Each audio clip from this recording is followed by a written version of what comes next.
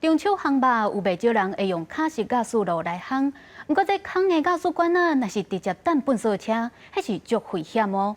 民众就一定要找空地啊去加速排复清气，再个交互资源回收车，较袂造成爆炸意外。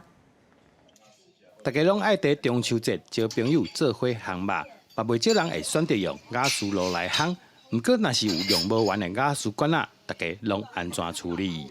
在家里就是分开来装袋，然后会跟清洁科讲说，回收的时候跟他讲说要另外放。有时啊用不了，咱可以把它破坏掉啊。上局呼吁民众用不完的加速管啊，一定要找一个空地，甲内底的加速排复清气。千万唔通把加速管啊放去一般的粪扫车，才袂去造成危险。不要把这个废弃的瓦斯罐或是压缩容器直接丢入垃圾桶，因为这样容易造成垃圾车在收垃圾的时候压缩到这些废弃瓦斯罐，造成瓦斯外泄，那遇到火花就会造成爆炸。环保局把准备在10月12日举办活动，民众只要提加速管啊到现场回收，就当换到生活用品。另外，摆用细部的烤罐，呼吁民众爱做好回收。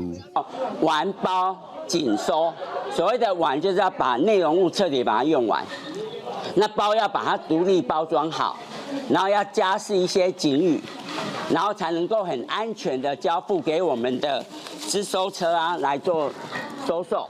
环保局把提醒各爱加速管啊，千万袂当放伫长时间接着日头的所在，以免发生加速管啊爆炸的危险。记者刘君和新店报道。